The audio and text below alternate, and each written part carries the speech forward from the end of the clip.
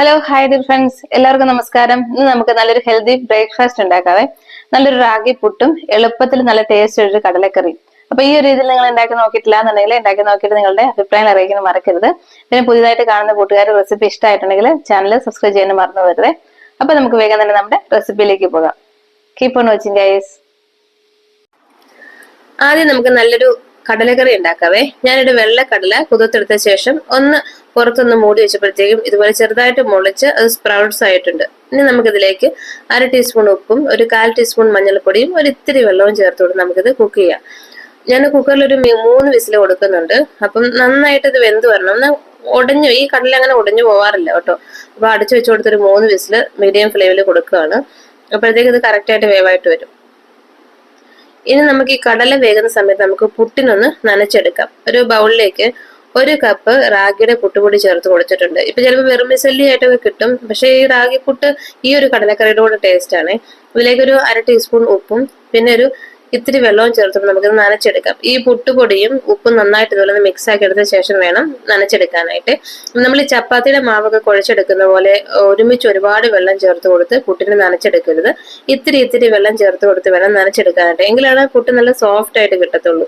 അല്ലെങ്കിൽ അതിന്റെ ആ ഒരു കട്ടയെല്ലാം പിടിച്ച് ലംസ് ഒക്കെ ഒന്ന് ഉടച്ചെടുക്കാനായിട്ട് വലിയ പ്രയാസമായിരിക്കും.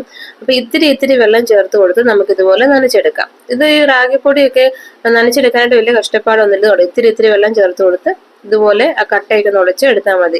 നല്ല സോഫ്റ്റ് ആയിട്ട് വന്നിട്ടുണ്ട്. ഇങ്ങനെ ഒന്ന് ഉരുട്ടി നോക്കുമ്പോഴത്തേക്കും അങ്ങനെ വന്നിട്ടുണ്ടെങ്കിൽ കറക്റ്റ് ആണ് ആ പുട്ട് നനച്ചെടുക്കുന്നതിന്റെ പരുവം കേട്ടോ. എന്നിട്ട് നമുക്കിത് മൂടി വെച്ച് കൊടുക്കാം, അല്ലെങ്കിൽ ആ പുട്ടുപൊടിയുടെ മോയ്സ്ചർ നഷ്ടപ്പെട്ടു പോവേ. ഈ സമയം കൊണ്ട് നമ്മുടെ കടല കറക്റ്റ് വേവായിട്ട് വന്നിട്ടുണ്ട്. അപ്പൊ നമുക്കിത് മാറ്റി വെച്ചിട്ട് ഒരു ചട്ടി വെച്ച് കൊടുക്കാം. നമുക്കിതിലേക്ക് ഒരിത്തിരി ഓയിൽ ചേർത്ത് കൊടുക്കാം. നിങ്ങൾക്ക് ഇഷ്ടമുള്ള ഏത് ഓയിലും ചേർത്ത് കൊടുക്കാം. ഞാൻ ഇത്തിരി വെളിച്ചെണ്ണ ചേർത്ത് കൊടുക്കുന്നേ. എണ്ണ നന്നായിട്ടൊന്ന് ചൂടായിട്ട് വരട്ടെ കേട്ടോ. എണ്ണ നന്നായിട്ട് ചൂടായിട്ട് വരുമ്പോഴത്തേക്ക് ഇത്തിരി പെരിഞ്ജീരകം ചേർത്ത് കൊടുക്കുന്നുണ്ട്. ആ ഒരു നല്ല പെരിഞ്ജീരകത്തിന്റെ ഫ്ലേവർ നല്ല ടേസ്റ്റ് ആണ് ഈ കടലക്കറിക്ക്. ഒരിത്തിരി ഇഞ്ചി ചേർത്ത് കൊടുത്തിട്ടുണ്ട്, കുഞ്ഞായിട്ട് അരിഞ്ഞിട്ട്. പകരം നിങ്ങൾക്ക് ഇഞ്ചി വെളുത്തുള്ളിയുടെ പേസ്റ്റ് വേണമെങ്കിലും ചേർത്ത് കൊടുക്കാമേ. ഇനി ഞാൻ ഒരു സവാള കുഞ്ഞായിട്ട് അരിഞ്ഞെടുത്തിട്ടുണ്ട്. ഇത്തിരി ഉണക്കമുളകും കൂടെ ചേർത്ത് കൊടുക്കുന്നുണ്ട്. ആവശ്യത്തിന് ഒരു 1/4 ടീസ്പൂൺ ഉപ്പ് കൂടെ ചേർത്ത് കൊടുത്ത് നന്നായിട്ട് ഇളക്കിയെടുക്കാം. നമ്മള് കടല വേവിച്ചപ്പോൾ ഉപ്പ് ചേർത്തുകൊണ്ടാണ് വളരെ കുറച്ച് ഉപ്പ് ചേർത്ത് കൊടുക്കുന്നത്. നന്നായിട്ട് മീഡിയം ഫ്ലെയിമിൽ വെച്ചിട്ട് ഇത് നന്നായിട്ട് സോട്ട് ചെയ്തെടുക്കാം. നിങ്ങൾക്ക് സവാളയ്ക്ക് പകരം ചെറിയുള്ളി വേണമെങ്കിലും ചേർത്ത് കൊടുക്കാം. അതൊക്കെ ഓരോരുത്തരുടെ ഇഷ്ടം അനുസരിച്ച് അങ്ങോട്ട് മാറ്റം വരുത്താം കേട്ടോ. ഇപ്പൊ നമ്മുടെ സവാളയൊക്കെ നന്നായിട്ട് ഒരു ലൈറ്റ് ഗോൾഡൻ കളറൊക്കെ വന്നിട്ടുണ്ട്. ഒരു 1/2 ടീസ്പൂൺ മഞ്ഞൾപ്പൊടി, 1 ടീസ്പൂൺ മുളക് പൊടി, പിന്നെ 1 ടീസ്പൂൺ മല്ലിപ്പൊടി, പിന്നെ കുറച്ച് കുരുമുളക് പൊടി, ഇത്രയും ചേർത്തിട്ടുണ്ട്. ഞാനിപ്പം ഗരം മസാല ചേർത്തിട്ടില്ല. നിങ്ങൾക്ക് ഇഷ്ടമാണെങ്കിൽ ഗരം മസാല ചേർത്ത് കൊടുക്കാം. ഒരുപാട് ഇങ്ങനെ സ്പൈസിന് ടേസ്റ്റ് ഇഷ്ടമില്ലാത്തതുകൊണ്ടാണ് ഗരം മസാല ചേർത്ത് കൊടുക്കാത്തത്. എന്നിട്ട് ഇതിലേക്ക് തക്കാളി ചേർത്ത് കൊടുക്കാം. ഒരു ചെറിയ തക്കാളി നന്നായിട്ട് ഇളക്കിയെടുക്കാം. എന്നിട്ട് ഇത്തിരി വെള്ളം കൂടെ ചേർത്ത് കൊടുത്തിട്ട് ഞാനിത് മൂടി വെച്ച് കുക്ക് ചെയ്യുവാണേ. ആ തക്കാളിയൊക്കെ നന്നായിട്ടൊന്ന് വെന്ത് ഉടഞ്ഞു വരാൻ വേണ്ടിയിട്ടാണ് വെള്ളം ചേർത്ത് കൊടുത്തത്. പച്ചവെള്ളം ചേർത്ത് കൊടുക്കരുത്, ചൂടുവെള്ളം മാത്രമേ ചേർത്ത് കൊടുക്കാവുള്ളൂ. ഇപ്പൊ നമ്മുടെ തക്കാളിയൊക്കെ ഒന്ന് വെന്ത് എണ്ണയൊക്കെ ഒന്ന് തെളിഞ്ഞു വന്നിട്ടുണ്ട്. ഇനി നമുക്ക് ഈ തക്കാളിയുടെ ചെറിയ കഷ്ണങ്ങളുണ്ടല്ലോ ഒന്ന് ഉടച്ചു കൊടുക്കാം. ആ ഒരു ഗ്രേവിക്ക് നല്ല തിക്നെസ് കിട്ടാൻ വേണ്ടിയാണ് ഇതിനെ ഉടച്ചു കൊടുത്തേക്കുന്നത്. ഇപ്പൊ നന്നായിട്ട് ഇളക്കിയ ശേഷം ഞാനിവിടെ കുറച്ച് തേങ്ങ, ഒരു 1/4 കപ്പ് തേങ്ങ നന്നായിട്ട് ഇത്തിരി തേങ്ങ വെള്ളത്തിൽ നന്നായിട്ട് അരച്ചെടുത്തിട്ടുണ്ട്. നല്ല ഫൈനായിട്ട് അരച്ചെടുക്കണം, അല്ലെങ്കിൽ ആ ഒരു കടലക്കറിക്ക് അത്ര തിക്നെസ് ഉണ്ടാവത്തില്ല. ഇങ്ങനെ പീര പോലെ കിടക്കും.